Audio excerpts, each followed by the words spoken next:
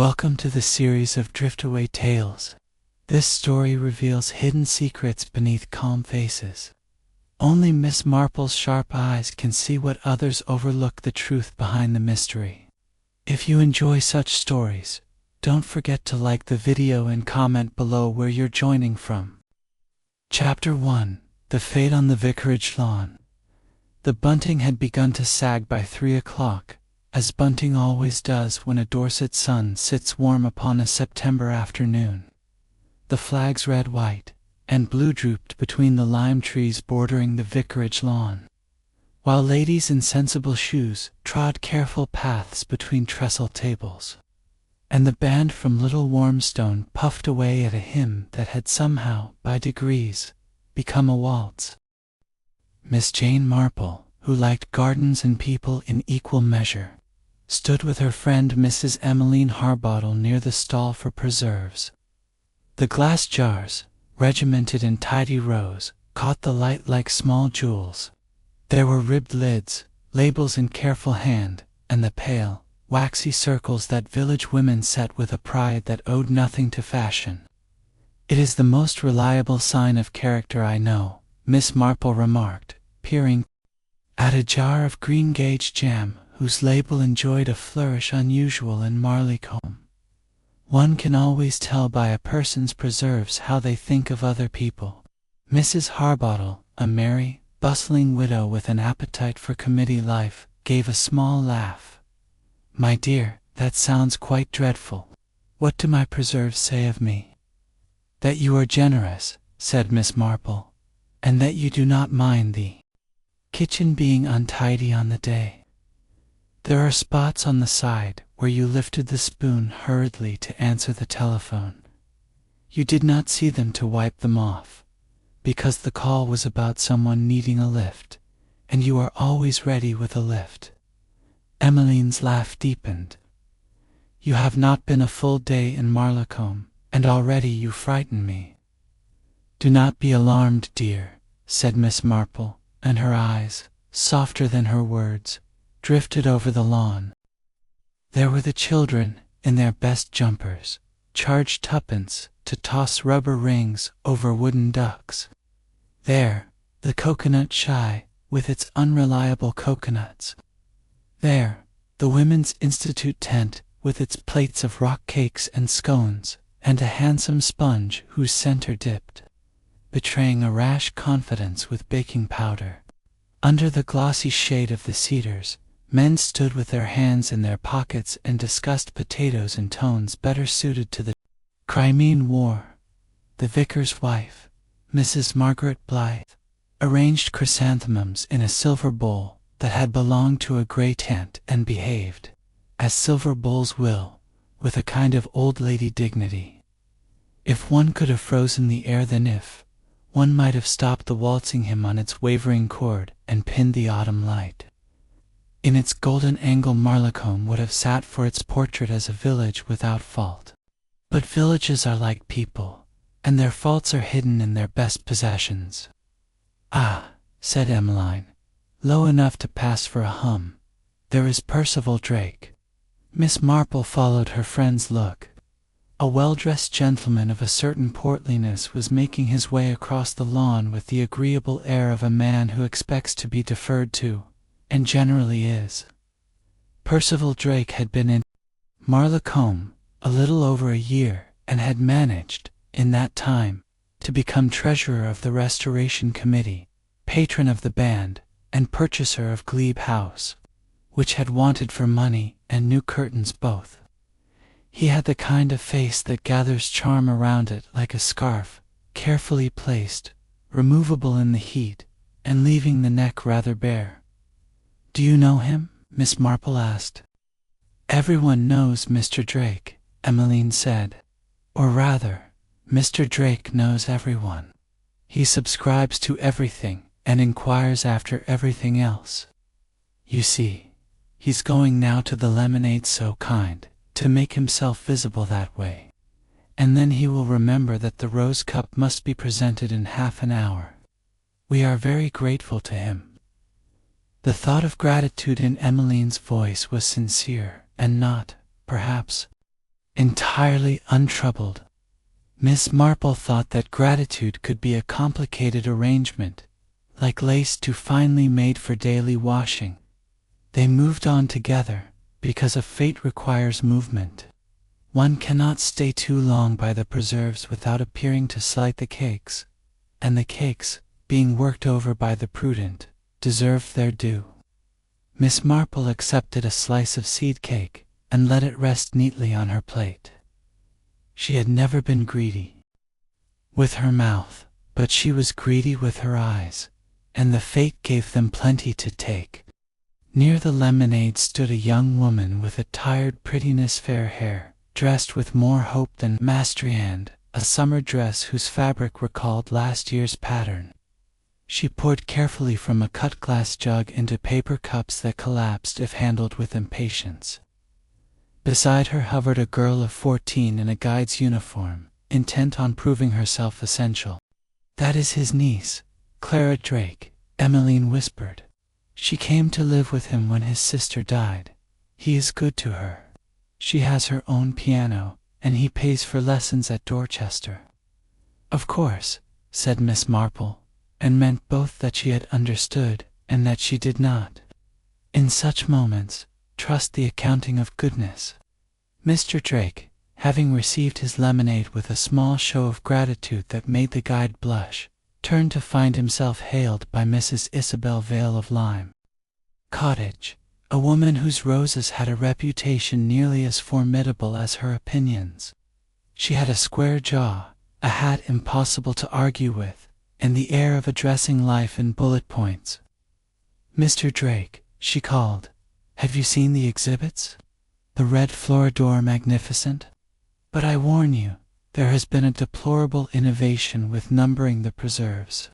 Blind judging, they call it. As if character did not come through in a label." Mr. Drake laughed his comfortable laugh, and held up his cup. "I must fortify myself with Miss Clara's cordial first, Mrs. Vale. Then I shall plunge into impartiality." The cordial was blackcurrant. It showed very purple against the summer light, like the stain of a frivolity one cannot quite get out of muslin. Mr. Drake drank. He made a face, not disagreeable, as men do when they wish to tease a young woman about sweetness, and then because the band had heaved itself back. Two Cremond in the air sat soft upon the lawn. He set his cup down and drew a breath that did not go where breaths are meant to go. It was not at first a scene, because respectable men do not make scenes if they can help it. Mr. Drake put his hand to his collar. His face altered, not in color, but in shape, as if something behind it had changed its mind. The guide saw at first young eyes are useful that way and cried, "Sir." Miss Marple, who had had many years of listening to the heart's small betrayals, and to the even smaller betrayals in people's speech, moved forward without the flurry that makes crowds. Her hand, light and competent, guided the cup away from the table edge. The purple made a mark on the cloth. "Mr. Drake," she said softly, "do sit, if you please. There is a chair." He did not sit. His mouth, surprised at itself, opened. The breath that had mislaid its path sought it in small, obstinate noises. Someone called for the vicar. Someone else said, "It's the heat." That is what people say in England when the body reminds them that it is not a machine. "Fetch Dr. Stone," Mrs. Blythe said, and the guide ran. Mr. Drake's eyes were strange wide not with fear, though fear is a widening thing, but with a glassiness that does not belong at a village fete. Miss Marple, whose life had given her more sudden, took his wrist with 2 fingers because anything else would have been rude. His pulse, that little gossip, told her more than was comfortable. "Shade," she said, "and loosen his collar. Mrs. Harbottle, a cushion for his head, if you please." Emmeline was already there, with a cushion that had once belonged to a cat. The vicar spoke his name and said an ordinary prayer in an ordinary voice, which did no harm. Mr. Drake's breath stumbled again. The purple stain on the Cloth gathered itself into a darker center of attention. The band, seeing Mrs. Blythe's face, discovered silence. Dr. Stone came at speed, because medical men in villages learned to come at speed in all shoes and through all hedges. He was lean, brown-faced, and brisk without hardness. He knelt, made his examinations, used his watch. The crowd, relieved to have a professional on which to hang the spectacle, receded by a foot or two. "Hard," someone said softly, with the almost sensuous satisfaction of a correct guess. Dr. Stone did not contradict, which is not to say that he agreed. He had a doctor's eye for both the person and the occasion. "We must have him indoors," he said, and men appeared with steady hands and the decency that comes to Englishmen when they must lift another man. They took Mr. Drake to the vicarage drawing-room, the one with the faded chintz roses that had seen many births and fewer deaths. Miss Marple did not follow at once. She stood very still, looking at small things that others had not time for: the cup, the cloth, the drops of black rant near the stem of the cut-glass jug, the way the jug's lip had been wiped once, not twice. She did not touch, it was not the time. But her mind, which had learned economy in girlhood and improved upon it in old age, stored everything as neatly as a parlor maid puts away silver. "Miss Marple," Emmeline said behind her, "my dear, ought we to do something?" "We are doing it," Miss Marple said. "We are not hindering." In the drawing-room they could hear the low rhythm of Dr. Stone's voice and the higher replies of the vicar's wife and of Clara Drake, whose words came in a kind of whispering sob. Presently Dr. Stone himself came out. His face had settled into the expression worn by men who must say something expected that will not be believed any less, for all that it is expected. "I am sorry," he said. He looked at Mrs. Blythe first, because she was the sort of woman to take the weight and pass it on gently. "Mr. Drake is dead." There was a little pause, then not melodramatic, only exact. The village, in that instant, recognized itself. Death had visited before, it would visit again. But it had chosen this afternoon to make itself public, and in villages publicity is the greater sin. Mrs. Blythe took Clara Drake into the privacy of the morning-room, for the child had begun to cry properly now, with relief at being told what she had known in her stomach. The men outside took off their hats. Mrs. Vale arranged the chrysanthemums very fiercely. Dr. Stone turned to Miss Marple, because it is always as well to look at the person who has not cried out. "You were near him, Miss Marple?" "Yes," said Miss Marple. She was very straight when she stood still. The years had only made her tidier. He seemed to have trouble with the breath. His pupils, she hesitated, out of kindness to the proprieties, were rather wide, I thought. Dr. Stone looked at her quickly and then looked away, almost at once, to the jug and the cup and the purple little scandal on white cotton. He did not touch. "Either I shall send for Inspector Burrows," he said. "One ought."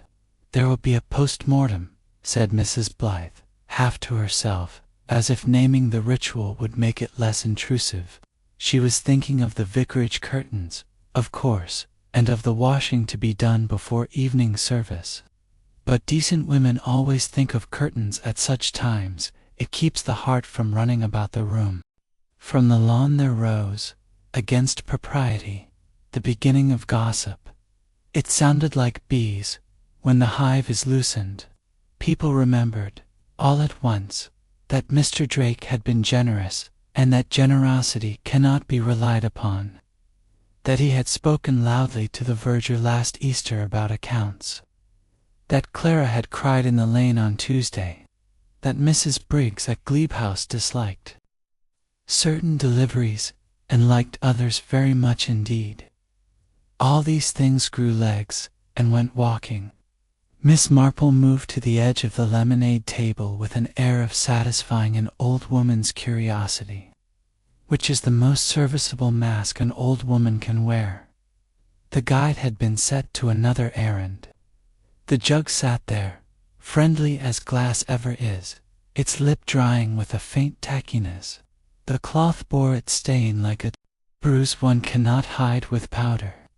There was, on the underside of the table, a small, innocent smear, the sort that comes when one cleans quickly and forgets to look under things. "Dear me," Miss Marple murmured, as one might to a kitten that has scratched. It was not surprise, it was recognition. She had seen, long ago, in another village, a woman who wiped the top of everything and forgot the edges, and the edges had told as much about her as a diary would have done. Inspector Burrows arrived with the quiet dislike of a policeman for fates. He was tall and spare, and had a habit of looking above people's heads before bringing his gaze down upon them, like a man deciding whether a thing was worth putting on a high shelf. He spoke with Dr. Stone. He nodded to the vicar, assent constably not unkindly, to ask the band for a sober tune, and then none at all. He made his way to Miss Marple, because Dr. Stone had said her name, and he had not survived long in county service by neglecting the names that doctors offered in that tone. "Miss Marple," she inclined her head. "Inspector, you were close by when Mr. Drake, when it happened?" Yes. He had been speaking to Mrs. Vale and drinking lemonade, I think, or a cordial. He took it from Miss Clara. He made a little face, you know, as one does when it is rather sweet, and then, quite soon, he was in difficulty. Burrows looked toward the jug and then back again, as if the jug were a person with a right to listen. "You noticed anything particular?" Miss Marple considered. "Only that people behave very much the same when they are frightened. Those who prefer order go at once to arranging. Those who prefer kindness look for cushions. Those who prefer blame look for names. I think we shall have a very great deal of arranging and of names, and of kindness as well, which is fortunate." The inspector's mouth thought of a smile, and then changed its mind. "And as for the medical particulars?" "I am no doctor," said Miss Marple, but his eyes were very wide. "It is sometimes the case with heat, but this was not quite that. And there is the matter of how the jug has been wiped." "The jug," said Inspector Burrows, and took out a notebook with a faint sigh. It was a beginning. Outside, Mrs. Vale marshaled the roses for the prize that would not be given, and the band went away in little uncertain twos and threes, their music slipping apologetically into their cases. Children were whisked home with an unusual firmness. The bunting, let loose from one of its pegs, drooped like a tired ribbon and then gave up entirely, coming down in a soft, resigned heap. Emmeline Harbottle, returning from a mission whose object was as much to be occupied as to be useful, touched Miss Marple's arm. "I have told the tea tent we shall close," she said, bravely. "Poor man, poor Clara." "Yes," said Miss Marple, and her eyes went to the house, the cool shaded windows in which the drawing-room curtains hardly stirred. "Poor Clara," she did not say, because it was not the time. That pity is often the first thing to be mislaid in a village when people discover they prefer a story. Nor did she say that Mr. Drake, who had been so public in his village kindnesses, had died in the most public way possible, and that privacy, once broken like that, cannot be repaired at the corners. She only stood a little while longer, listening as one listens for the kettle's first intention of boiling, which is not a sound but a kind of readiness. In the morning there would be statements and indignations, and perhaps a confession of something that was not the murder. In the evening there would be milk to be fetched, and a cat to be let in. Between those homely brackets, Miss Marple thought, lay the pattern. She did not yet see it whole, but she had, over many years, learned that patterns are made not only by what is there, but also by what people cannot keep themselves from doing when they think no one notices. She noticed, and the village, which had never imagined that the vicarage lawn might be a place for anything but raffles and wholesome competitions, had begun, without any fuss at all, to change. Chapter 2. Gossip in the Afternoon. By 5 o'clock, the bunting had been taken down, the lemonade poured away, and Marlacombe's fate had folded into silence. The grass still bore the faint scars of trestle legs, and the air carried that unmistakable scent of trampled earth and spilt sugar. What lingered longest, however, was not the smell, but the talk, and in Marlacombe. Talk was the element in which everyone breathed most freely. At 5:30, Miss Marple sat in Mrs. Harbottle's sitting-room, a small haven of floral chintz and ticking clocks. A tray of tea stood ready, though the cups were untouched. There are occasions when tea, however sacred, must wait. Emmeline Harbottle had gone from brisk to bewildered. "I can hardly believe it," she said, for perhaps the 10th time.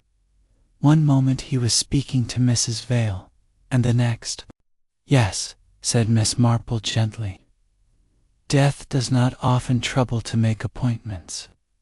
The clock chimed 6 with a comfortable domestic sound, altogether at odds with the day's event. Outside, a cart rattled past toward the vicarage. People always deliver sympathy as if it were a parcel of eggs, quickly, while still fresh. "I suppose," said Emmeline, after a pause, "the poor man's relatives must be telegraphed. There will be an inquest. Oh dear, I do hope it isn't too dreadful. For Mrs. Blythe." "She will manage," said Miss Marple. "Vicars' wives usually do. They have learned to make room for life's little crises between the tea service and evensong." Emmeline sighed. "It's a pity, Jane, that such things must happen here of all places. We are not used to them." "My dear," Miss Marple smiled, "no one ever is. But human nature is most consistent. Murder, when it occurs, is not an innovation, merely a revelation." Emmeline looked at her sharply. "Murder? Oh, surely not that." "I do not say it is," Miss Marple said calmly. "But one must not be afraid of words. Sudden deaths, especially those accompanied by curious circumstances, have a way of becoming something else once examined." Before Emmeline could answer, the gate creaked. A figure moved along the gravel path, the vicar's wife herself, sensible hat and all. Mrs. Blythe entered with the politeness of one who apologizes for living at the center of news. Her face was pale, but not untidy. She had already begun to put order upon grief. "I've come," she said, "because I thought it best to tell you directly. There will be an inquiry tomorrow. Inspector Burrows is arranging it. Dr. Stone cannot sign the certificate without an examination." She hesitated. "He says the symptoms were not quite typical." Emmeline gasped softly. "Oh dear, then you think—" "I think," said Mrs. Blythe, "that Mr. Drake's death will be talked of rather a great deal before it is forgotten." Miss Marple inclined her head. "That, dear Mrs. Blythe, is certain." By morning, suspicion had made itself as much at home in Marlacombe as any visitor ever could. At the post office, Mrs. Warrington sorted letters, with one ear turned to the open window, so as not to miss the tread of anyone coming to share what they had heard. At the grocer's, 2 women quarreled amiably about whether the cordial had been homemade or shop-bought, for such details are vital to true gossip, which is a science of trifles. And at the smithy, men discussed the business at the fate between the blows of hammer on iron, as if death were a nail that could be flattened by talk. Miss Marple, meanwhile, walked to the vicarage to pay her respects. She moved with her usual modest pace, stopping once to look at the churchyard roses, not out of sentiment, but because one can learn much from the care people give to flowers and stones. Glebe House, where Mr. Drake had lived, stood visible across the lane, fine new curtains drawn tight at every window, a small square of modernity amid older roofs. Even the gravel of its drive seemed overconfident, crunching too loudly in the quiet street. At the vicarage door, she met Inspector Burrows, who looked rather as though he had not slept. His tone was respectful, yet edged with that faint impatience policemen reserve for witnesses who think too clearly. "Morning, Miss Marple. I hoped I might have a word later."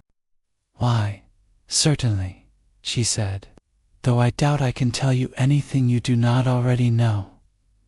Burrows gave a half-smile. "In my experience, madam, it's usually the people who think that who end up telling me the most."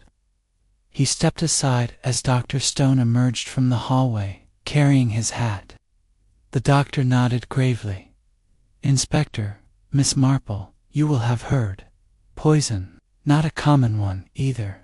Something plant-based, I believe, though the laboratory will confirm it." Mrs. Blythe appeared behind them. "Poison," she repeated softly, as if the word might stain the wallpaper. Dr. Stone hesitated. "I'm afraid so. Ingested, most likely through that cordial he drank. I found traces on the cup." Miss Marple lowered her eyes briefly. "Poor Miss Clara must be beside herself. She is distressed," the vicar's wife said, "though the inspector has been kind. He says she mustn't blame herself." Burrows cleared his throat. "I don't. Not yet, anyway. The young lady was serving drinks, that's all. We've sent the remains for testing."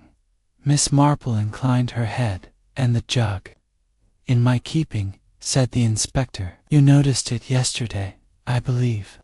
"Yes, it had been wiped once, not twice," she said quietly.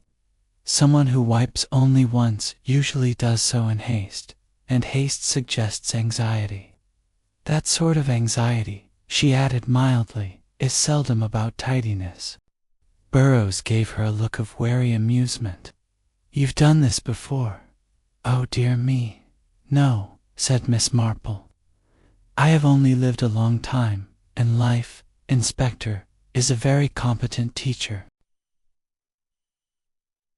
He left her then, but later that day Miss Marple called upon Clara Drake at Glebe House. The girl answered herself, pale and red-eyed, but composed in the way of people who have exhausted tears. She led Miss Marple to a sitting-room to carefully arranged, everything polished, symmetrical, slightly airless. "I'm afraid I don't know what to say," Clara murmured. "They all keep asking questions, and I can't seem to answer properly." "Don't trouble, my dear," said Miss Marple.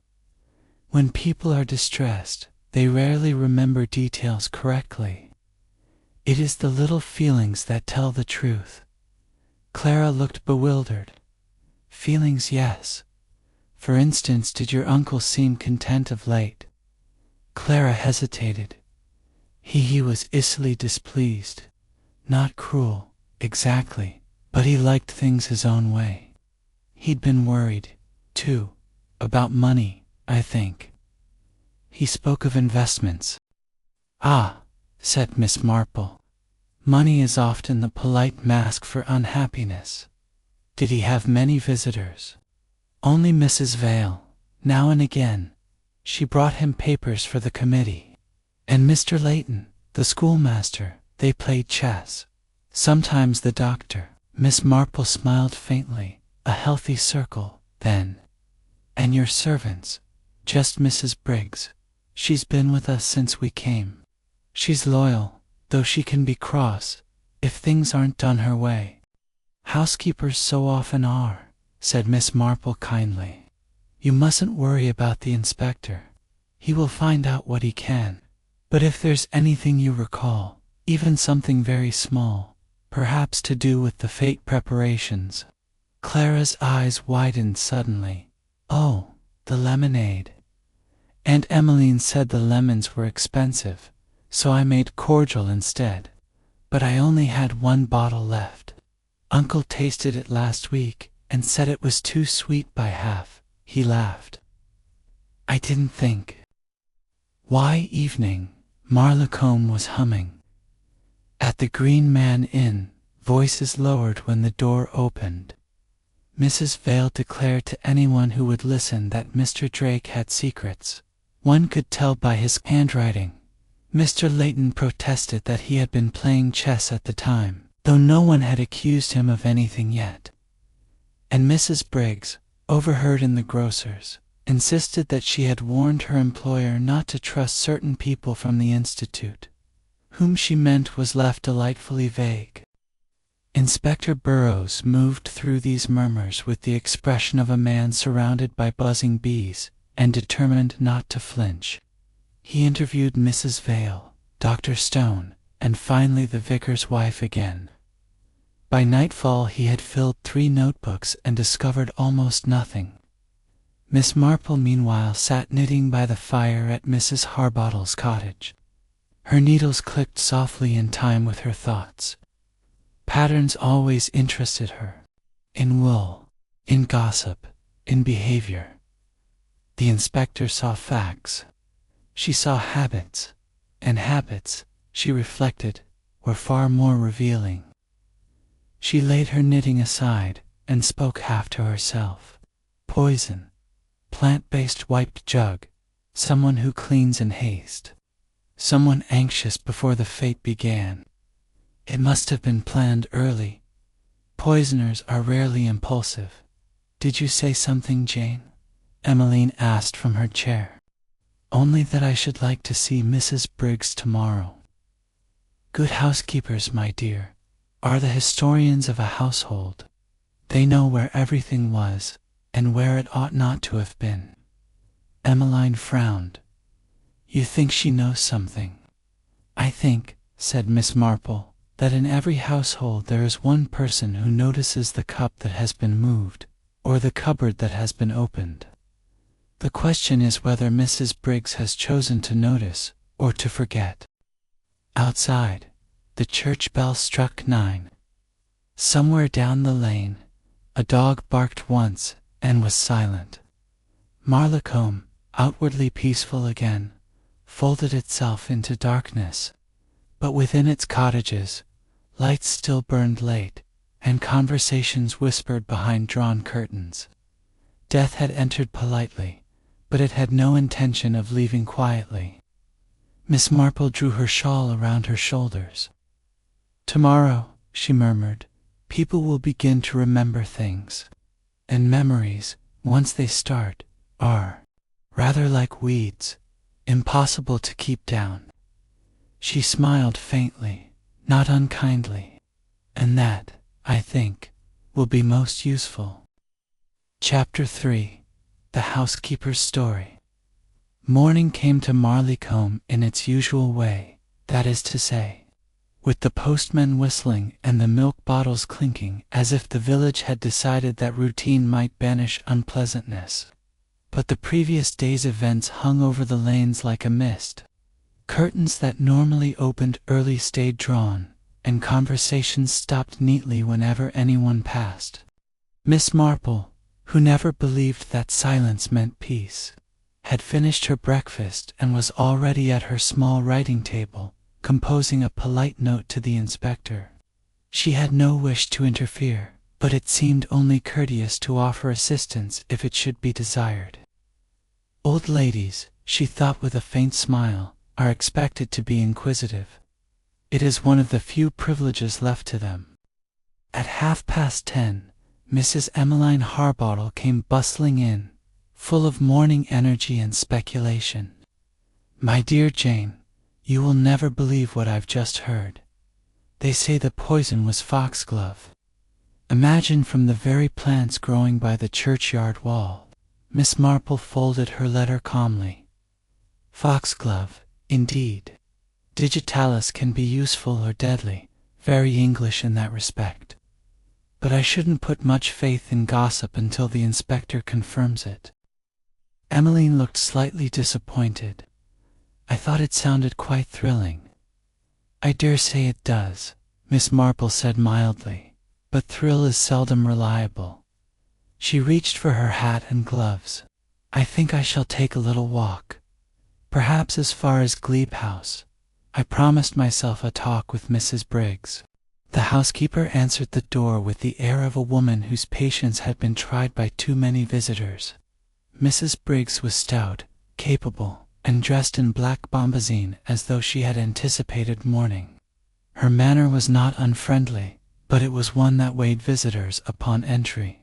"Oh, Miss Marple, isn't it? You were with the vicar's lady at the fete." "Yes," said Miss Marple gently. "I came to see if I might be of any help to Miss Clara."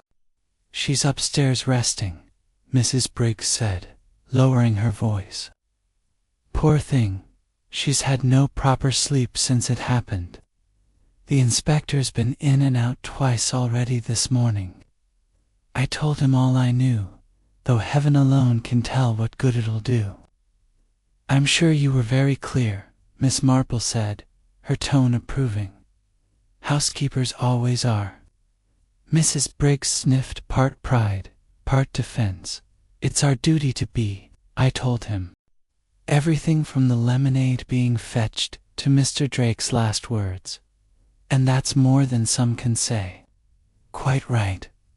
Miss Marple looked around the hall. Polished oak, portraits, a faint scent of furniture wax. "You keep a very fine house, Mrs. Briggs." "That's as may be," said the woman modestly, though she brightened all the same. "Mr. Drake liked things proper. He was particular but fair, I'll say that much." "And on the day of the fete?" Miss Marple asked, as though casually admiring a vase.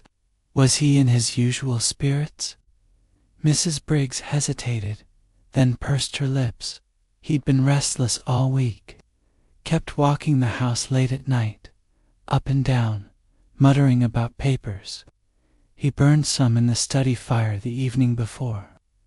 And that morning, well, he was sharp. Snapped at Miss Clara over the ribbons for the stall. Said she never did anything right. Poor girl took it to heart." Miss Marple nodded sympathetically.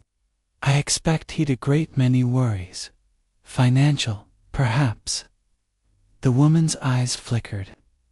"Could be. I wouldn't know. He got letters with London stamps and locked them in the desk. Never told me what they were, and that desk is still locked. It was until the inspector came. He opened it last night.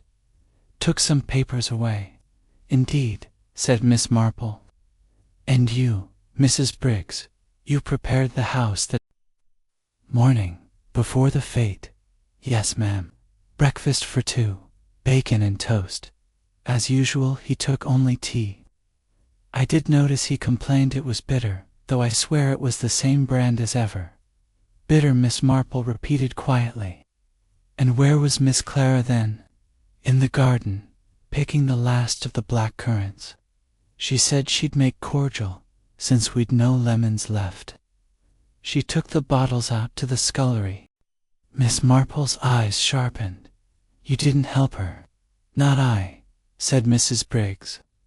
"The scullery's hers too tidy when she makes her messes. She used one of the small bottles. The others had been put away weeks ago." "Was anyone else in the house that morning?" The housekeeper thought. "Dr. Stone dropped by, said he was collecting for the hospital fund. Only stayed 10 minutes. I didn't see him again till the fete." Miss Marple smiled faintly. "Doctors are very busy people, and after he left, just the two of them, I went to hang washing out. When I came back in, I found Miss Clara rinsing the jug. Said she wanted it spotless for the stall." "It's a pity." Mrs. Briggs stopped abruptly. "Well, there's no use in pity now." Miss Marple's gaze lingered on her face, reading something behind the words. "You were fond of her." "I was," Mrs. Briggs said stiffly. She's a good girl. Not strong, mind you. Too trusting. People like that get trodden on. Yes, Miss Marple said softly. They do. As Miss Marple left Glebe House, she met Inspector Burrows coming up the drive. He looked at her with a mixture of resignation and respect. Mrs. Harbottle tells me you've been doing my work again, he said with the ghost of a smile. Not at all, Miss Marple replied sweetly. Merely tidying up after it, as one must. He chuckled despite himself. Well, you'll be pleased to know, the laboratory confirmed it. The poison was indeed digitalis, extracted, they think, from foxglove leaves. Nasty stuff, takes skill to dose. So either our murderer's a chemist or someone clever enough to read an old herbal, and the cordial, she asked. Half a glass of it would have done it. But we can't yet prove when it was tampered with. Miss Marple nodded. Poisoning is a domestic art, Inspector, almost a household one. It needs patience and privacy, both of which are often found under the same roof. He gave her a long look. You think it was done here? I think, she said quietly, that it was prepared here, and perhaps not for the first time. Burrows frowned. What do you mean? Only this people seldom choose poison on a whim. It's the weapon of those who've thought about death for some time. There is usually an older grievance underneath something planted long before the foxglove. Before he could reply, the church bell struck noon. Across the green, villagers stood whispering as the sound rolled over Marleycombe. A young constable came running up the path, slightly out of breath. Sir, Dr. Stone's just arrived at the vicarage. He says he's remembered something about the fate. Burrows straightened. Then we'll hear him out, Miss Marple. She smiled serenely. Don't mind me, Inspector. I shall be content with a cup of tea. But do tell Dr. Stone, she added, that small recollections are sometimes the largest in meaning. That afternoon, Miss Marple sat by the window, knitting and thinking. Threads, she decided, were very like motives, tangled, overlapping, and sometimes stronger than they looked. She had gathered three: bitterness, secrecy, and fear.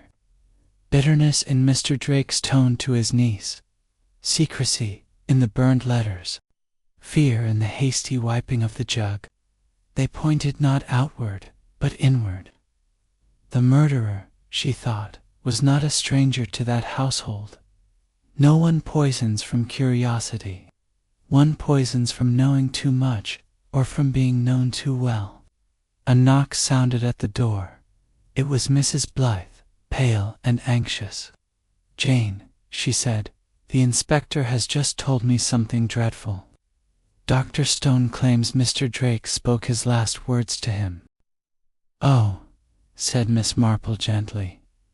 And what were they? Mrs. Blythe lowered her voice. He said, tell her, she'll never find it now. Miss Marple's needles paused mid-air. Ah, she murmured. Then we are not dealing only with murder, but with something hidden. She resumed knitting, though her mind was far from wool. Yes, she said softly to herself, something hidden, and someone who knew exactly where to look. Chapter 4. The Words of the Dead. By the next morning, Marleycombe's calm had turned brittle. The church bell no longer tolled. The lanes seemed to listen. Word of Mr. Drake's dying message, she'll never find it now, had spread as swiftly and inaccurately as such things always do. Every woman at the post office knew precisely who she was, though no two agreed. Mrs. Vale declared it referred to Miss Clara, the poor silly girl. Mrs. Blythe thought perhaps he meant an old sweetheart. The butcher's wife insisted he had been speaking of a missing document, though she could not have said why.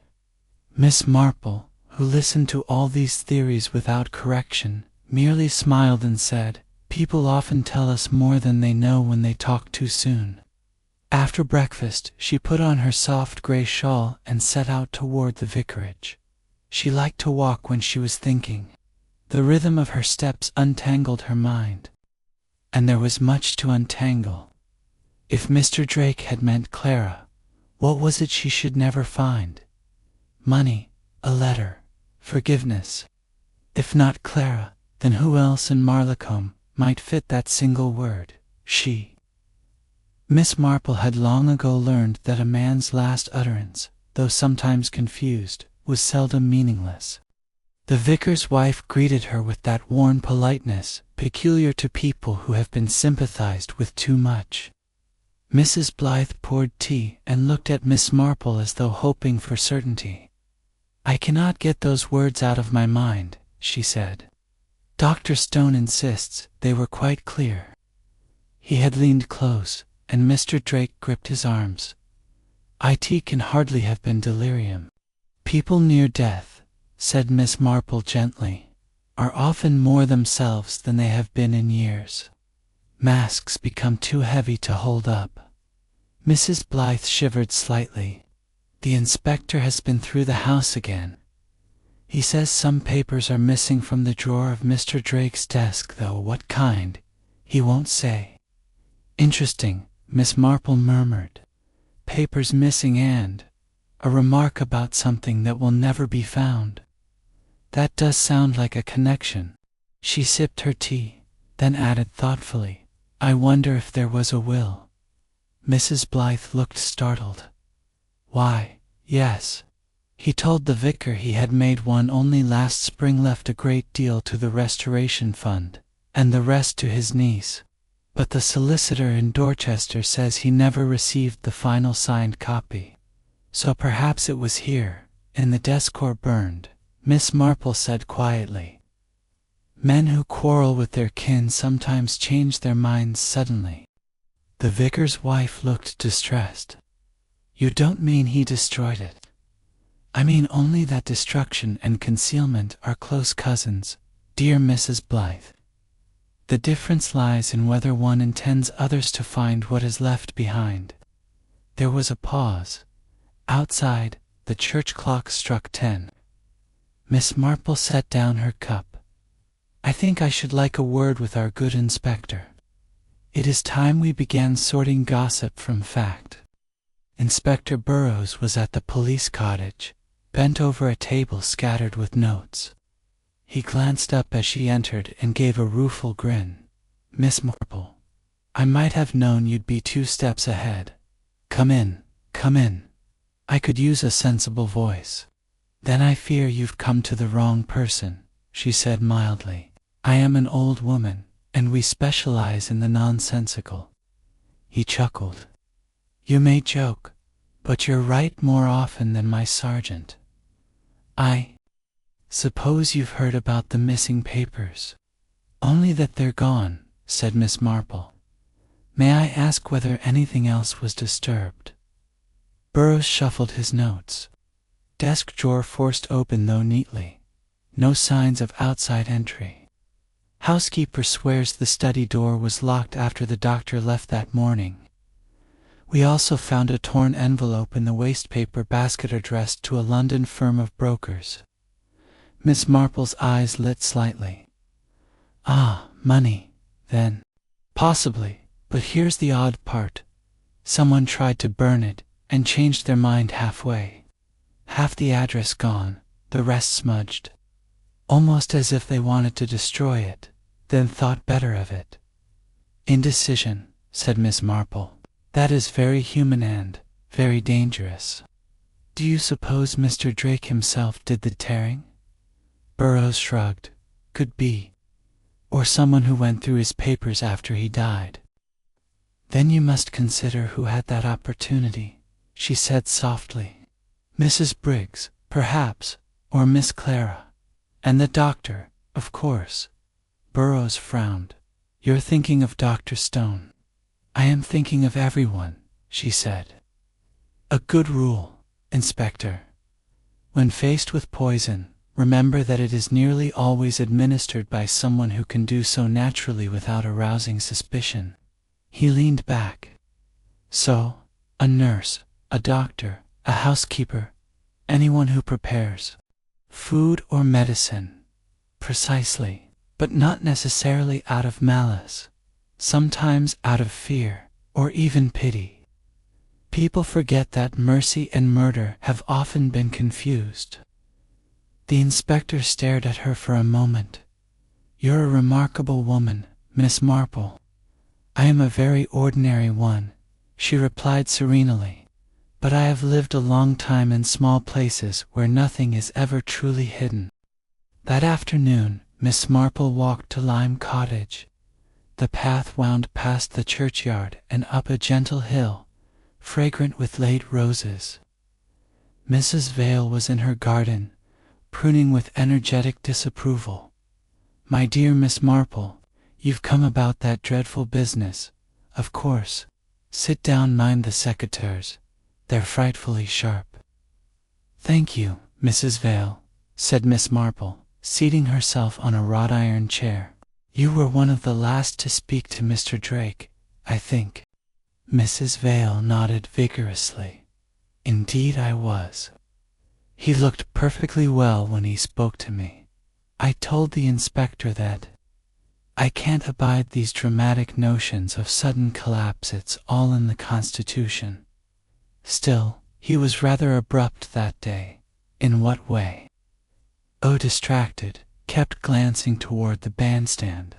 Said something about settling matters before the end of the month. I assumed he meant accounts, though heaven knows he was careless with receipts." "Did he mention his niece?" "Only that she'd taken to writing letters." "To whom he didn't say?" "But he didn't approve." Miss Marple's eyebrows lifted slightly. "Letters are curious things.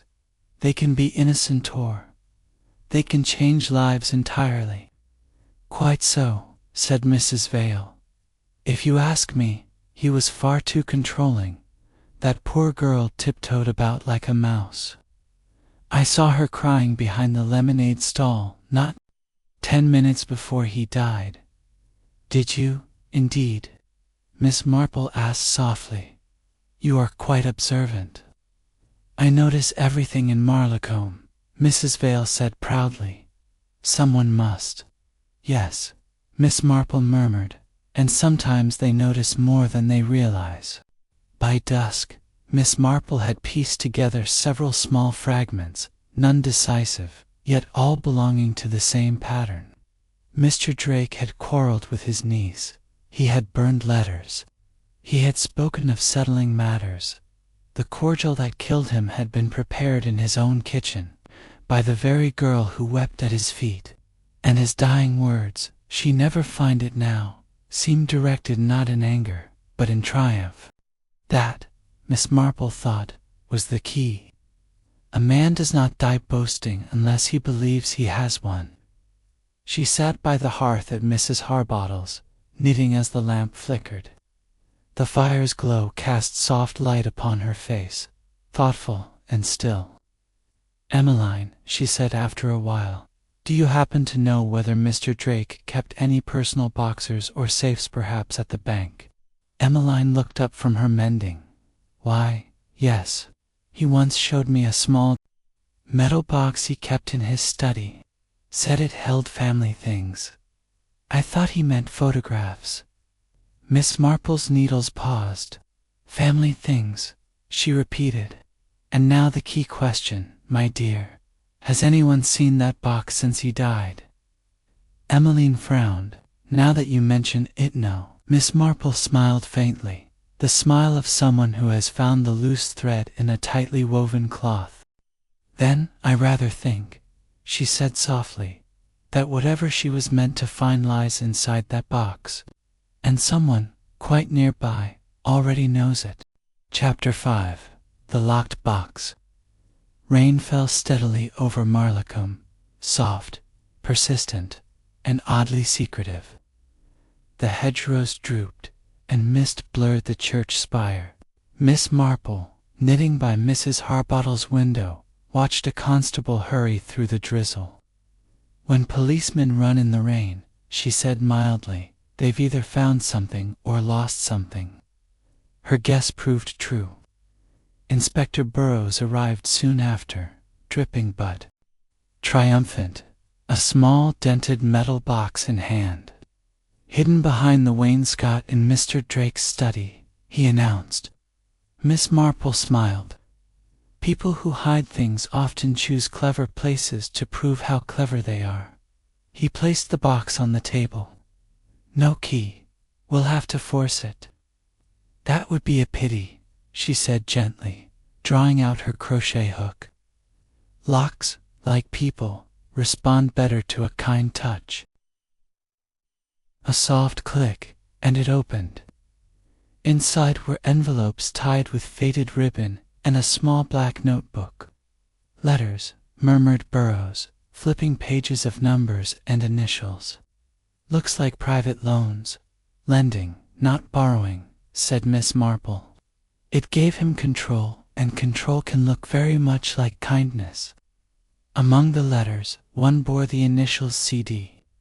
Clara Drake, said Miss Marple quietly. Burrows read, Dear Uncle, please do not tell them. I'll repay when I can. It was only for Mother's medicine. Please destroy this note. Blackmail, he muttered. Perhaps only a reminder, Miss Marple replied. Some debts weigh heavier on the heart than the purse. You think she killed him? Clara had cause, not courage, said Miss Marple. The guilty often act, but the frightened freeze. That afternoon, Miss Marple walked to Glebe House. Inside, Clara sat by the fire, pale and lost. They've found the box, said Miss Marple softly. Clara turned, eyes wide. My letter, yes. Tears came. I only borrowed the money. He liked to remind me, said I owed him everything. Miss Marple touched her arm kindly. Your uncle enjoyed having power. Some people mistake fear for respect, Clara whispered. Do they think I poisoned him? They wonder, said Miss Marple, but truth always has patience. Desperate, Clara said. I poured the cordial myself, washed the jug, and went to change.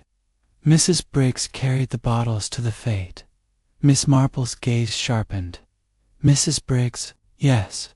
She scolded me for being late. I see, said Miss Marple, and her mind began to thread connections together. That evening she stopped by the servants' entrance, returning a borrowed umbrella. Mrs. Briggs answered, guarded. I thought I'd best return this before it's missed, Miss Marple said pleasantly. The woman's lips thinned. We've had enough trouble. Yes, dreadful business. All that fuss about the box, Miss Marple said mildly. Mrs. Briggs stiffened. Box. Oh, the one hidden in the study. The inspector was quite pleased. The woman's hands tightened. Good riddance. Mr. Drake never trusted anyone. No, Miss Marple agreed softly. And perhaps he should have trusted you. Mrs. Briggs looked startled. I don't know what you mean. I think you were promised something, perhaps an allowance. After a moment's silence, Mrs. Briggs said bitterly, He promised, yes, said it was in writing, but there was nothing, he lied. Miss Marple nodded gently. Broken promises hurt more than cruelty. They make one bitter, not angry. She left Mrs. Briggs standing in the doorway, rain glistening on her face, like tears that would not fall. Back at Mrs. Harbottle's, Miss Marple poured a little sherry and sat before the fire. The rain tapped softly at the windows as she reviewed the day's findings, the box, the letters, Clara's fear, Briggs's bitterness. Poison requires both access and intent, she murmured. Clara had access, but no nerve. Mrs. Briggs had both, and resentment besides. But resentment alone doesn't kill. Her eyes rested on the flickering fire. No, there's something older at work, something buried long before this fate. Outside, Marlacombe slept uneasily. Behind lace curtains, people whispered, speculated, and waited. But Miss Marple, who believed gossip was merely truth told impolitely, already knew where she must go in the morning. To the churchyard, where, she suspected, lay the true secret of Mr. Drake's past, and the beginning of his end. Chapter 6. The Grave Beneath the Yew. Morning came pale and clean after the night's rain. Mist rose from the hedgerows, and Marlacombe's church tower stood like a soldier at attention. Miss Marple liked mornings like this. They made even memories feel freshly washed. And memories, she thought, were exactly what she needed. By 9:30, she was walking toward St. Mildred's Church. The rusty gate creaked as she entered. Dew clung to the grass, and a pigeon cooed from the yew tree that shadowed the older graves. Rows of leaning stones lay beneath it, names softened by time. Death, Miss Marple often thought, was rarely as mysterious as people's behavior while alive. The unknown Drake, the vicar's wife, Mrs. Blythe, appeared from the porch with a basket of flowers. "Good morning, Miss Marple. I thought I'd tidy a few graves before Sunday." "How kind of you," said Miss Marple. "The dead appreciate small courtesies more than the living imagine." As Mrs. Blythe bent to arrange her flowers, Miss Marple noticed a half-hidden stone beneath the yew. Sarah Drake, 1889 to 1918, beloved wife and mother. "How curious," Miss Marple murmured. "I hadn't known other Drakes were buried here." "Oh yes," said Mrs. Blythe. "Percival's wife died young. Their only child died soon after. The little markers beside it." Miss Marple brushed moss from the stone. "A wife and child lost early. That explains much. Men who lose what they love try to control what remains. It gives them the illusion that fate can be managed like a cupboard." A shadow crossed the path. Dr. Stone, hat in hand. "Good morning, ladies. I came to check the memorial tablets. The mason wants measurements." Miss Marple smiled. An admirable task, though rather early. He hesitated. "Truth is, I couldn't rest. This whole business troubles me. I can't believe Miss Drake killed her uncle." "Nor can I," said Miss Marple. "Yet facts must be examined." "The poison," said the doctor, "was given that morning. Someone tampered with the cordial long before the fete. A thoughtful act, then not impulsive," she observed. He sighed. He'd suffered palpitations for weeks. "I should have insisted on more tests." Miss Marple changed tone. "Were you acquainted with Mr. Drake's wife?" His eyes softened. "Sarah, of course. She was the vicar's niece. Sweet girl. Died of pneumonia. The child, stillborn." "Curious," Miss Marple murmured. "For the child's grave is dated 2 years later than the mother's." He blinked. "Is it? I hadn't noticed." "Few people do," she said gently. "Thank you, doctor." When he left, Mrs. Blythe whispered, "You don't suppose?" "I suppose," Miss Marple replied, "that grief binds people together, and guilt binds tighter." Inside the church, the cool dimness smelled of old wood and memory. Colored light fell across the flagstones from stained glass above. Miss Marple moved slowly along the aisle, reading plaques until she found what she expected near the vestry. "In memory of Sarah Drake, whose faith and kindness were the light of this parish, erected by her friend H.S. Henry Stone," Miss Marple murmured.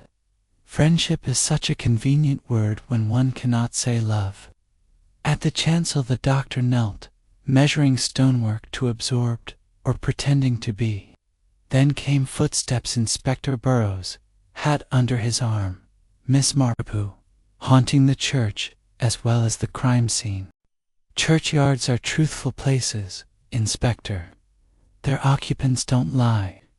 He grinned, then said, "We found another letter in the box from a woman signing M. Says, 'The secret still binds us.' Dated 3 weeks before Drake's death." Miss Marple's brows lifted. "And you've no idea who she is?" "None. Do you?" "I dare say she's the one woman in Marlacombe who's been least inclined to gossip lately." Burroughs frowned. "Why's that?" "Because guilt," Miss Marple said softly, "makes people terribly quiet." That evening drizzle veiled the windows of Mrs. Harbottle's cottage. Miss Marple sat by the lamp, notebook open. Facts: Sarah Drake, 1889 to 1918.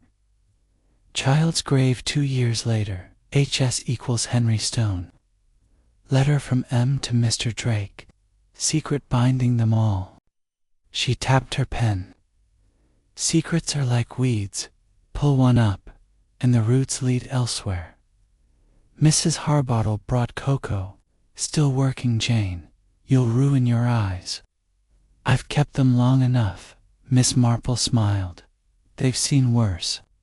Have you discovered anything? Oh, a few threads. Mr. Drake's life wasn't as solitary as people thought. And love, she added quietly, is a far more dangerous motive than greed. Mrs. Harbottle shivered. You think love caused the murder? I think, said Miss Marple, gazing into the rain. Love commands nothing, and when people forget that, tragedy follows. She closed her notebook. No, this was no murder for gain. It was murder born of memory, and memory once wakened never sleeps again. Chapter 7. Shadows of the Past. Morning came clear and pale. Dew glistened on the hedges, and Marlacombe lay calm, though whispers hummed beneath its quiet charm. Miss Marple sat darning by the window, half listening to Mrs. Harbottle's talk about the mysterious M. letter and Dr. Stone's unease. But Miss Marple's mind was elsewhere, with Sarah Drake, dead too young, her child buried after her, and her husband's bitterness that never died. He came back to Marlacombe, she thought, not for peace, but to settle something unfinished. When Mrs. Harbottle noticed her silence, Miss Marple smiled faintly. Memory is like embroidery, dear Emmeline. The longer one looks, the clearer the pattern becomes, though it's seldom what we first imagined. Later that morning, she called on Dr. Henry Stone. His brass plate was dull, as polish, or peace of mind, had long been neglected. Miss Marple, he said uneasily, I wasn't expecting. Few people expect old ladies, she said kindly. We simply arrive and ask tiresome questions. He managed a smile but looked wary. I saw the memorial to Sarah Drake, she began, erected by her friend, H.S. That was you, I think. He hesitated. Yes. She was a dear soul. I wanted her remembered, and you cared for her. His face tightened. Too much, perhaps. She was unhappy. Drake was a jealous, hard man. She feared him, and when she died, I wrote to Drake. He came back, accused me of neglect, of worse. We quarreled. He never forgave me. Miss Marple's eyes softened. And you never forgave yourself. He looked startled. A doctor always feels guilt when a patient dies. Yes, she said quietly, but not always for the same reason.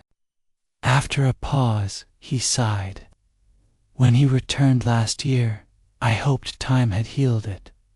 But he mocked me, said, I wonder how many patients survive your tender care, Henry. Miss Marple nodded.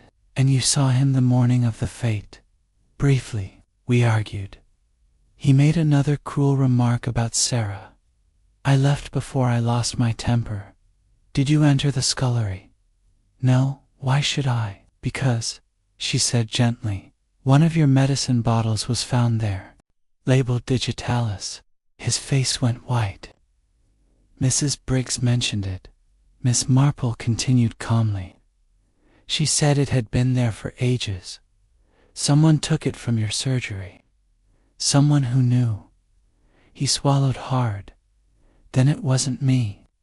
No, said Miss Marple, rising. But it was someone who wanted it to seem so. That afternoon she visited the post office, where gossip waited like letters in a drawer. Terrible business, said Mrs. Warrington. Police were here again, asking about a parcel Mr. Drake sent to London just before he died. Wouldn't insure it, said, it won't matter soon. Gave me a chill, that did. Miss Marple's eyes brightened. Did he leave an address? Yes, M. Latham, 24, Leinster Terrace, Bayswater. Does that mean anything? Miss Marple smiled faintly. Not yet, but it will. Why? She bought a packet of stamps she didn't need and stepped into the sunlight. Her mind ticked quietly. A letter to London, a hidden box, a jealous husband, a doctor haunted by love. No, the poisoning had not begun with a cordial. It had begun 20 years earlier, with Sarah Drake's death. That evening, Miss Marple wrote neatly by lamplight. Dear Inspector, might I suggest inquiries at 24 Leinster Terrace, Bayswater, regarding a Mrs. or Miss M. Latham, correspondence from one Percival Drake, posted last week. I believe this lady's identity may explain both his last words and his death. Yours sincerely, Jane Marple. Folding the note, she murmured, Yes, we are nearing the heart of it now. The past has been whispering all along. No one cared to listen. Mrs. Harbottle looked up from her paper. Did you say something, Jane? Only this, said Miss Marple softly, watching the firelight dance. The dead speak far more clearly than the living, if one listens kindly enough. Chapter 8. The Woman from London. Morning rain fell in silver threads, turning Marlacombe's lanes to glass. When the postman arrived at Mrs. Harbottle's gate, he brought a single envelope for Miss Marple, the inspector's reply from London. She read it twice, then said quietly, Just as I suspected. The address, -24, Leinster Terrace, belongs to a Mrs. Margaret Latham, otherwise known as Mrs. Vale. Mrs. Harbottle stared. Our Mrs. Vale, with the roses? The very same, Miss Marple said. She used her maiden name. The handwriting matches exactly. Mr. Drake had been corresponding with her. But why? That, said Miss Marple, we must discover. That afternoon, under a clearing sky, Miss Marple walked to Lime Cottage. Mrs. Vale was trimming her rain-bright roses. She greeted Miss Marple cheerfully, though her eyes flickered when death was mentioned. Inside the parlor was immaculate. No photographs, only a vase of roses, and an embroidery that read, Duty is peace. I wonder, said Miss Marple lightly, if you know the address 24 Leinster Terrace, Bayswater. The teacup paused mid-air. Oh, because it was among Mr. Drake's papers, Miss Marple continued. He'd written to Mrs. Margaret Latham. A long silence. Then Mrs. Vale set down her cup. So he kept my letter. Yes, I was Margaret Latham before my first marriage. We knew each other long ago. He courted me once, then married Sarah instead. I was proud, married another out of spite.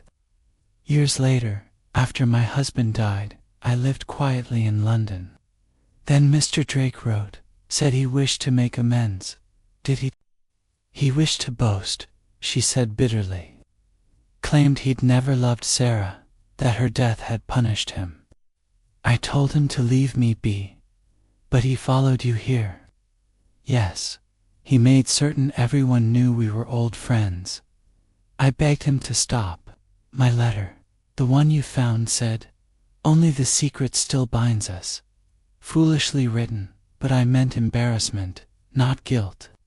Miss Marple nodded kindly. Secrets ferment, my dear. They grow stronger with time. Mrs. Vale's composure cracked. You think I killed him? No. You'd have chosen silence, not a spectacle. Someone else wanted his death to be seen and remembered. Leaving Lime Cottage, Miss Marple walked slowly through the damp air, thoughts knitting themselves together. Mr. Drake had returned not for peace, but for power, to remind two people of old wounds. Dr. Stone and Mrs. Vale. Pride, she thought, was often the beginning of murder. Near the church gate she met Inspector Burrows, striding up the lane. Ah, Miss Marple, just the person. The lab results are in. Did you tally on the cordial bottle and on the rim of Mr. Drake's breakfast cup? Miss Marple's eyes sharpened.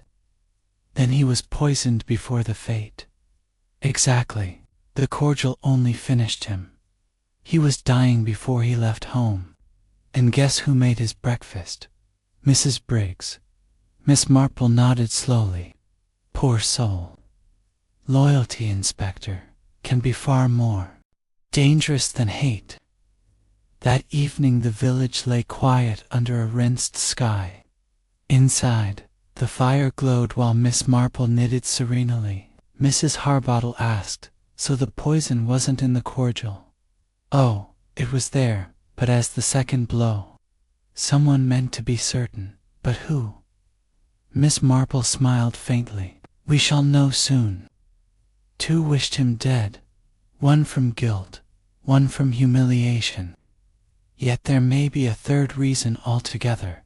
Love, the sort that kills, because it cannot save. Mrs. Harbottle shuddered. Jane, you make it sound as if the whole village could be guilty, my dear, Miss Marple said gently. In the right circumstances, it could. She glanced at her knitting, the pattern nearly complete. Only one thread left to pull, she murmured. Then the whole picture will show itself. Chapter 9. The Aftermath. A week passed before Brindleford regained its rhythm, or rather, a pale imitation of it. The villagers still spoke in lowered voices, doors closed earlier in the evening, and the postmistress claimed that the air itself felt different. In truth, it was not the weather that had changed but the moral temperature of the place. Scandal leaves a chill no hearth can easily warm away. Lady Fortescue was no longer at the hall. Inspector Reeves had taken her statement and escorted her to Exeter, where she awaited the coroner's inquiry. Though officially she was not charged, the implication was clear enough. In small villages, guilt does not require a verdict, only an audience.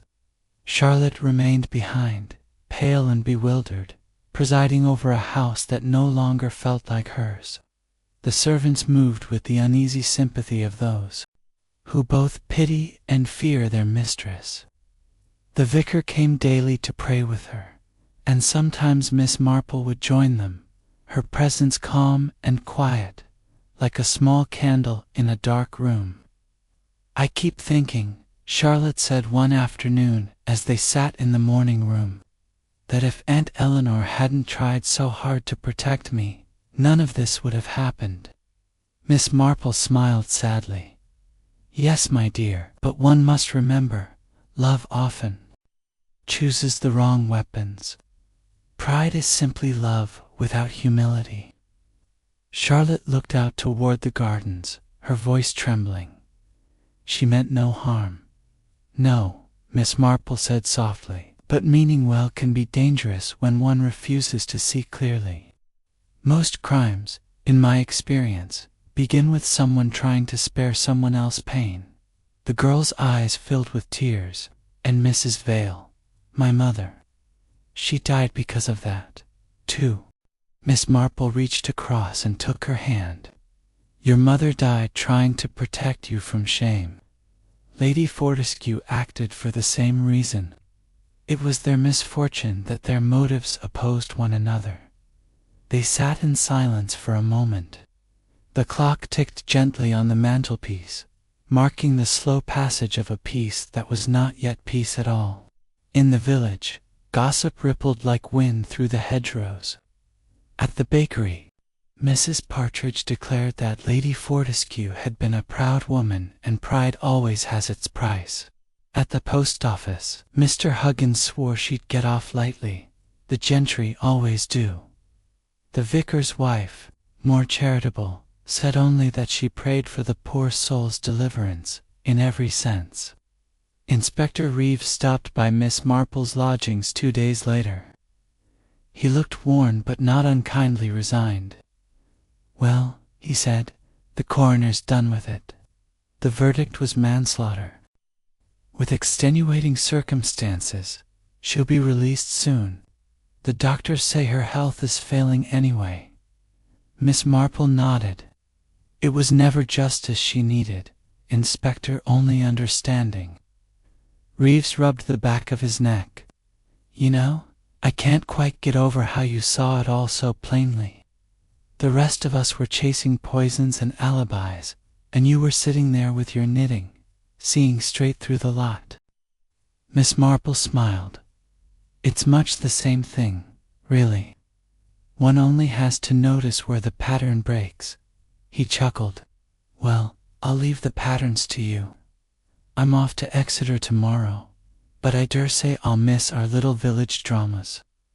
"Oh, I don't think Brindleford's done with drama," Miss Marple said, her eyes twinkling. "Villages are simply theaters without curtains. The performances change, but the characters remain much the same." Reeves laughed softly, tipped his hat, and left her with that thought. A few evenings later, Miss Marple was invited to tea at the vicarage. The vicar, though visibly aged by recent events, had recovered some of his gentle good humor. "I sometimes think, Miss Marple," he said as he poured her tea, "that Providence works through the most extraordinary means." "Indeed it does," she replied, "though I doubt it always means to be thanked for it." He smiled. "You speak like Job. I hope with fewer boils," Miss Marple said lightly, and the vicar laughed for the first time in days. After tea, they walked together through the churchyard. The setting sun painted the headstones with soft gold. At the far end lay the graves of Colonel Archer and Mrs. Vale, one marked with cold grandeur, the other simple and without flourish. Miss Marple paused before them both. "They lie close," the vicar said quietly. "It seems ironic." "Not ironic," Miss Marple murmured. "Appropriate. They were bound together in life, pride and pain, cause and consequence. Death merely reconciles what life divides." She looked up at the fading sky. "I wonder sometimes, Reverend, whether God minds how clumsily we imitate his justice." He sighed. "Perhaps he minds less than we do. We judge to punish. He judges to heal." "Then he is wiser than any of us," said Miss Marple. "But I suspect he has less patience with foolish women." The vicar smiled faintly. "And yet it's the foolish who keep his world turning." Charlotte called on Miss Marple the next day, dressed plainly in gray. There was a letter in her hand, sealed but unaddressed. "I'm going away," she said softly. "To London first, then perhaps to France. The hall feels haunted. I can't stay." Miss Marple nodded approvingly. "A change of air is often the best medicine." "I wanted you to have this," Charlotte continued, offering the letter. "It's from Aunt Eleanor. The inspector said I might have it now. She asked that it be given to you." Miss Marple accepted it gravely. "Thank you, my dear. Will you read it?" "No," Charlotte said. "I think I already know what it says." When the girl had gone, Miss Marple broke the seal. The letter was short, written in a trembling hand. "My dear Miss Marple, you have shown me what courage really means, to see the truth and still speak gently of it. I do not ask forgiveness, only understanding. Tell Charlotte that I loved her as my own, for indeed she was both my sin and my salvation. Eleanor Fortescue. Miss Marple read it twice, then folded it carefully. Her eyes were wet, though her lips held the faintest smile. Ah, she whispered, at last she's learned humility, that most painful form of grace. That evening she took her customary walk through the village. The lamps were lit, the cottages warm, and from the pub came the faint sound of laughter, fragile, uncertain, but real. Life, as it always did, was knitting itself back together. As she passed the churchyard, she saw the vicar locking the gate. He raised a hand in greeting. All quiet again, Miss Marple. For the moment, she said. But villages are like gardens, reverend even when they look peaceful. Something is always growing underneath. He smiled, and she continued on her way, the gravel crunching softly beneath her feet. When she reached the inn where she was staying, she paused to look back at the distant outline of Brindleford Hall. Its windows glowed faintly. Through the mist, golden and far away, a house diminished, but not destroyed. In her room, she lit a small lamp, set her knitting on the table, and glanced once more at Lady Fortescue's letter. Then, with a sigh, she slipped it into her book of evening prayers. Mercy, she murmured, is simply justice seen from heaven's side. The wind rose softly outside, stirring the ivy at her window. Miss Marple picked up her needles and began to knit, her hands steady, her mind at peace. The village slept on, unaware that it owed its uneasy calm to a small, silver-haired woman who had once again restored balance, not by force, but by understanding. Chapter 10. Home to St. Mary Mead. The train pulled out of Brindleford station beneath a low pewter sky. Fields blurred past hedgerows, bare orchards, and the occasional cottage smoking faintly in the damp. Miss Marple sat by the window, hands folded neatly in her lap, her small traveling case at her feet. The compartment smelled faintly of coal dust and chrysanthemums.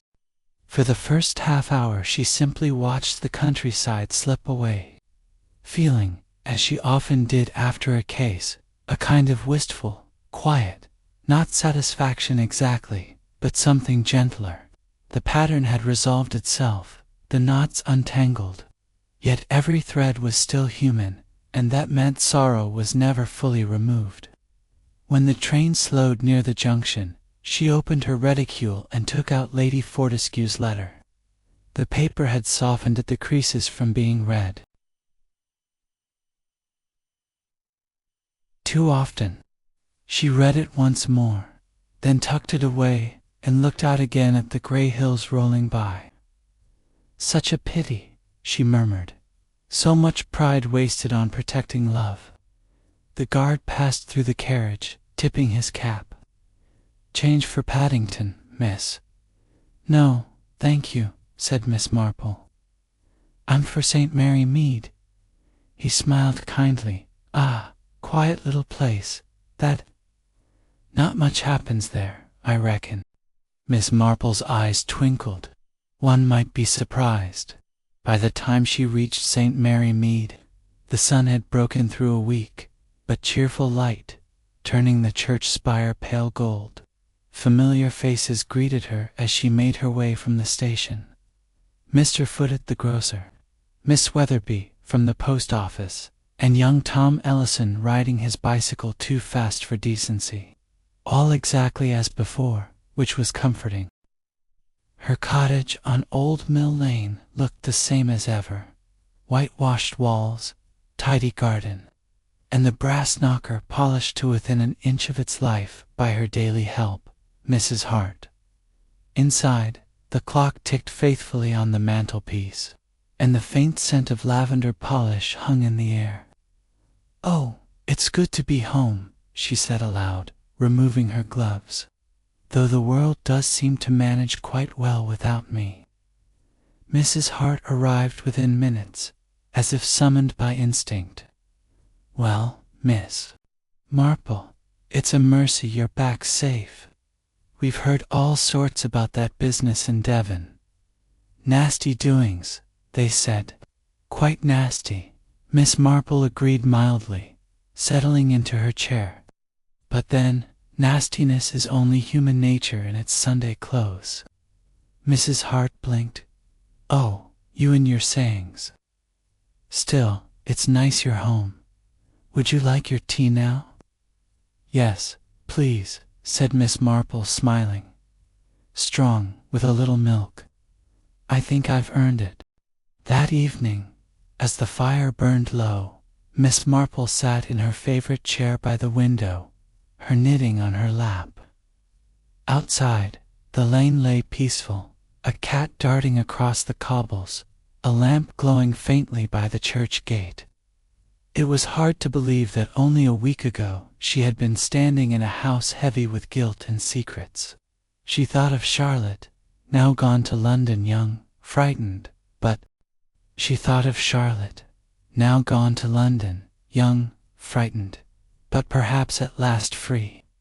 She imagined her walking along some busy street, learning to live without the weight of a lie on her shoulders. Then she thought of Lady Fortescue, proud even in disgrace, writing her last letter with trembling hands. "Poor woman," Miss Marple murmured. "The world forgives youth for its follies, but it never forgives age for its pride." Her thoughts were interrupted by a soft knock at the door. Mrs. Hart entered, holding an envelope. "Post, just come, miss. From Devon, by the look of it." Miss Marple took it, adjusting her spectacles. The handwriting was unfamiliar. Neat, careful, but youthful. She broke the seal. "Dear Miss Marple, I hope you will forgive me for writing. I wanted to thank you not only for saving me from suspicion, but for telling me the truth. I have found work as a governess in London. It isn't grand, but it's honest. I think my mother would have liked that. Before I left, I visited her grave. The violets are beginning to bloom there, and the gardener promised to keep them watered. I told her I forgave everything, even what she kept from me. It felt like breathing again. Yours sincerely, Charlotte Vale, formerly Fortescue." Miss Marple read it twice. Her eyes softened at the signature. "Ah," she whispered, "she's claimed her real name. That's a good sign." She folded the letter carefully and slipped it into her prayer book beside Lady Fortescue's. "Mother and daughter," she said softly, "both found forgiveness, one in heaven, the other still learning it on earth." The next morning brought a visit from the vicar of St. Mary Mead, a cheerful, portly man who had long since given up trying to understand Miss Marple's adventures, but enjoyed hearing about them all the same. "Well, my dear lady," he said as he settled into the armchair opposite her, "I hear you've been setting Devon to rights again. The papers said something about a society woman and a poisoned drink, though of course one mustn't believe everything one reads." "Quite right," said Miss Marple, pouring his tea. "It's seldom the poison that's the worst of it, you know. It's the motives. So much untidier than chemistry," he chuckled. "You do have a way of putting things, but it's a comfort, in a strange sort of way, to think that justice still prevails." Miss Marple smiled. "Justice, perhaps, but never without cost." They talked for a while longer about village matters, the state of the church roof, Mrs. Price's new hens, and the scandal of Mrs. Lethbridge's rose competition before the vicar took his leave. When he had gone, Miss Marple sat for a while in silence, her knitting forgotten on her lap. She looked out of the window toward the square of evening sky and thought of Brindleford, its quiet lanes, its stone church, its secrets now laid to rest. "Every village," she murmured, is a small world, and every world, however small, has its Eden and its fall. As dusk deepened, she lit the lamp and began to tidy her writing desk. In one corner lay the last of the case's remnants, the folded letters, tied now with a piece of blue ribbon, the same ribbon Mrs. Vale had once used. For a moment she considered burning them, then she shook her head. "No," she said softly. "Some things are better preserved, not as evidence, but as warning." She placed them in a drawer beside her old case notes from other villages, other small tragedies disguised as respectability. Then she drew the curtain, made her tea, and returned to her chair. Outside, the wind rustled through the ivy, and the church bell struck 9. Miss Marple listened to the sound, smiling faintly. In her quiet heart she offered a prayer, not for punishment, not even for justice, but for peace. For Lady Fortescue, proud and broken, for Mrs. Vale, who had loved too secretly, for Charlotte, who would learn at last to live without fear. And then, with that same serene patience that had carried her through so many mysteries, Miss Marple picked up her needles once more and began to knit each stitch as even and certain as time itself. Chapter 11. A Visitor from Brindleford. It was early spring in St. Mary Mead. The snowdrops had already come and gone, and daffodils now nodded in the hedgerows. The air had that fresh, hopeful chill that makes one believe winter has truly ended, though Miss Marple, with her usual realism, still kept a shawl close at hand. She was sitting by her garden window, knitting a soft yellow scarf for the vicar's new grandchild, when she heard the gate click. A moment later, Mrs. Hart's voice called cheerfully from the hallway, "Visitor for you, Miss from Devon," she says. Miss Marple looked up, a spark of curiosity in her eyes. "From Devon? My word, how interesting." The door opened, and there stood Charlotte Vale, or rather, Charlotte Fortescue. No longer. Her face was thinner, but her eyes were calm, her smile unforced. She wore a simple traveling cloak and carried a small bouquet of violets, freshly gathered somewhere along her way. "My dear child," Miss Marple exclaimed, rising. "What a lovely surprise. You're looking much stronger." Charlotte smiled shyly. "I hoped you wouldn't mind me coming. I had a few days' leave from my position, and I wanted to thank you in person, properly, this time." "Mind, my dear, I'm delighted. Sit down, do." Miss Marple poured tea, fussed with the biscuits, and insisted Charlotte eat too before saying another word. When the tea things were settled, Charlotte said softly, "I've been working at a school in Bath, teaching little ones. It's not glamorous, but I like it. They ask such honest questions. It's peaceful." Miss Marple's eyes twinkled. "Peaceful questions are the most dangerous sort. They make one remember truths we'd rather forget. But I'm glad you've found contentment. You've earned it." Charlotte hesitated. "I went to see Aunt Eleanor before she passed away." Miss Marple nodded gently. "Ah, you made your peace, then?" "Yes," Charlotte whispered. "She was weak, but her mind was clear. She said she prayed every day that I'd live honestly, even if the world judged me for it. She told me she had loved me as her own because she'd never been brave enough to love openly. And then she asked me to forgive her. I told her I already had." A faint smile touched Miss Marple's lips. "Forgiveness, my dear, is simply love after it has grown wiser." They sat in companionable silence for a time, listening to the faint hum of bees in the garden. A robin perched on the windowsill, cocking its head as though it, too, were curious about this reunion. Charlotte took a breath. "I wanted you to know something else. After she died, I found a small box among her things. Inside was a photograph of my mother, younger, smiling, and a letter she'd written to Lady Fortescue years ago. It said she was grateful that her daughter was safe, and that one day, when the world was kinder, she hoped Charlotte would learn who she truly was. Miss Marple's eyes softened. "And now you have." "Yes," Charlotte said. "It felt like being given back to myself." Miss Marple nodded approvingly. "That's a fine way to put it. Many people spend their whole lives searching for themselves, and you've found it before 30. I call that good fortune." Charlotte's smile trembled. "I owe much of it to you." "Oh, nonsense," said Miss Marple, waving a hand.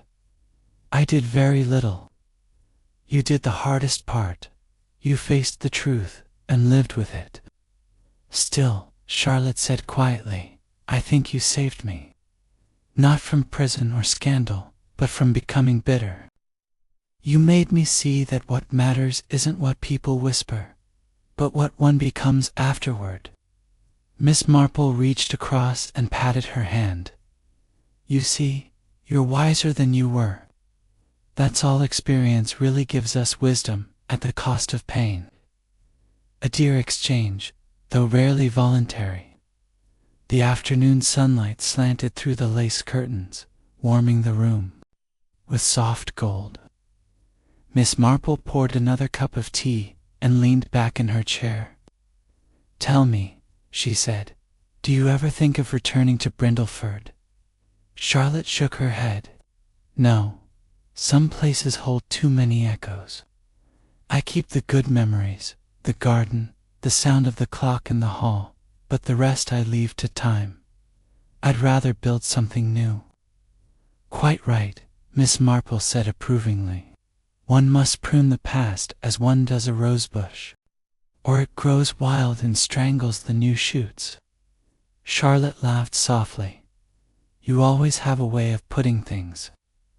"Well," Miss Marple said, "gardening and human nature are much the same. Both need patience and a firm hand." When Charlotte rose to leave, the light had already begun to fade.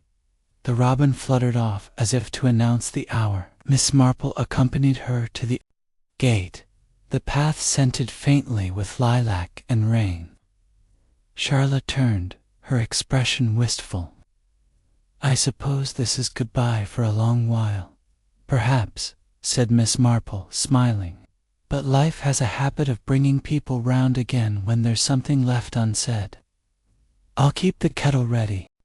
Charlotte hesitated. "May I ask, do you ever regret becoming involved in other people's troubles?" Miss Marple thought for a moment. "Regret? No. Pity sometimes, but never regret. To see clearly, even when it hurts, is better than to live comfortably in blindness." Charlotte nodded, her eyes glistening. "I'll remember that."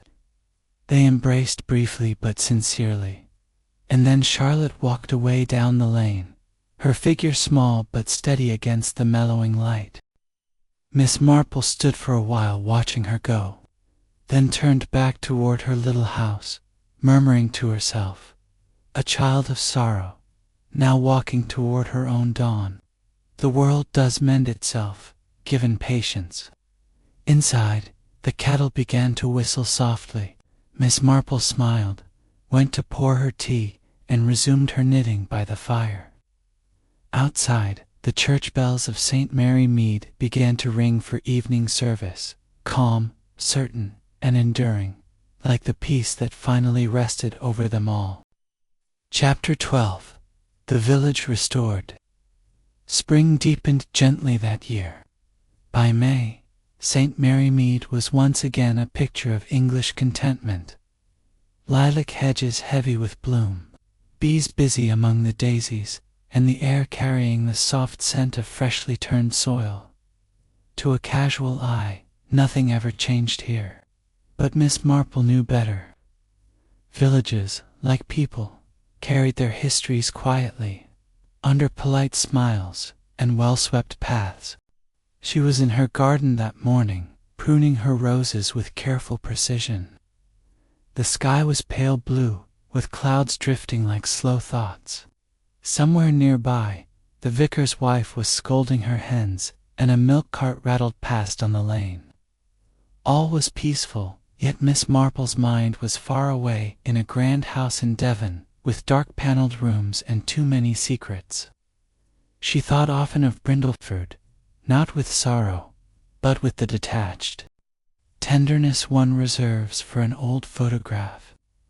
Time had softened the sharp edges of that tragedy, leaving only the lessons about love, fear, and the dangerous ways people try to protect what they love most. When the post arrived, she carried it to the table and sorted through the letters. One from her niece Raymond's wife, another from the local Women's Institute, and a third, addressed in a fine, unfamiliar hand. She smiled faintly as she opened it.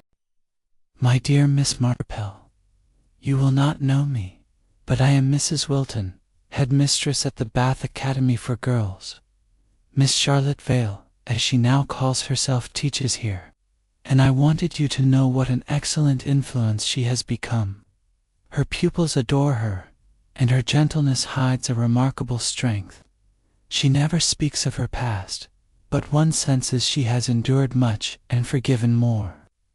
You were her guide, I think. I thought you might like to hear that she is well. With warm regards, Edith Wilton." Miss Marple read the letter twice, her smile deepening. "How very nice," she murmured.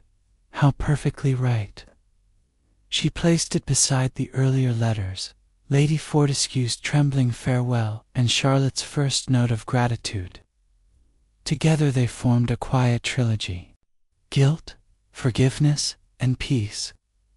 The 3 stages, she thought, of every moral story worth telling. That afternoon, she walked to the churchyard. The gate creaked softly as she entered. It was not Brindleford's churchyard, of course, but the one here, tidy, sunlit, fragrant with grass and thyme. Yet somehow, standing among those gravestones, she felt close to them all. Lady Fortescue, Mrs. Vale, even poor, foolish Colonel Archer.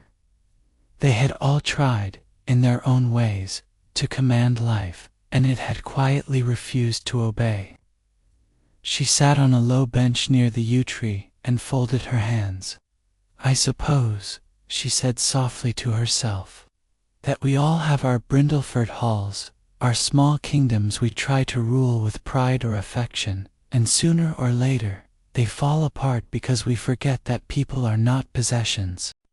A robin hopped near her feet, bold and curious. She smiled. "You're quite right to remind me, little one. Nature wastes no time on regret."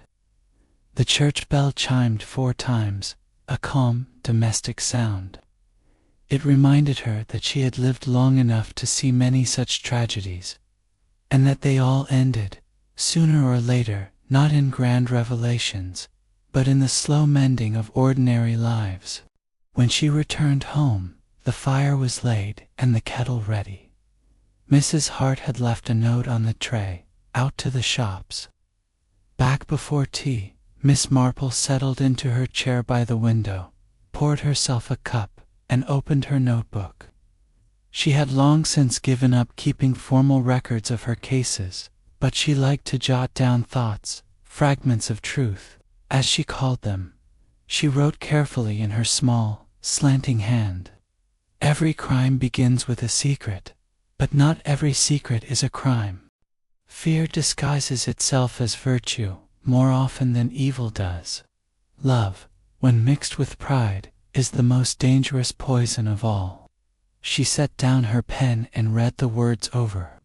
Then, with a small nod, she closed the book and placed it beside the others in the drawer. The quiet archive of a life spent observing human nature in all its peculiar shades. Outside, the sky had begun to turn gold. The last of the sunlight glowed through the ivy, and the lane shimmered faintly in the warmth. Miss Marple watched the light with that inward calm that comes only from understanding, the sort that does not excuse sin, but comprehends it. As evening fell, she took her knitting and moved to the fireside. The gentle click of her needles filled the room. It was a sound of continuity, of patience, of the small, steady acts by which people keep life civilized after chaos. Her thoughts wandered again, not to the murders or the inquiries, but to the moments after. Charlotte kneeling beside her aunt, the vicar's voice trembling over the graves, the scent of violets blooming too early by the church wall. Those were the true endings, she thought, the quiet ones that never make the papers. The clock struck 7. Miss Marple smiled faintly and looked up. "Another day gone," she said, "and the world still full of mysteries, though, thank goodness, not all of them deadly." She reached to draw the curtains, pausing a moment to look out at the peaceful lane. Somewhere far away, in a town filled with children's laughter, Charlotte was teaching her pupils to read, perhaps reciting a poem, perhaps smiling in that shy way of hers. The thought warmed her. "Well," Miss Marple said softly, "perhaps that is justice after all, not the kind handed down in courts, but the quiet balance that life restores when given time." She drew the curtains, turned down the lamp, and settled back into her chair, her knitting in her lap, and the steady flame dancing on the hearth. Outside, the night deepened, and the village slept under a sky full of patient stars. And in the little house on Old Mill Lane, the woman who saw truth where others saw gossip closed her eyes for a moment, not in weariness, but in peace.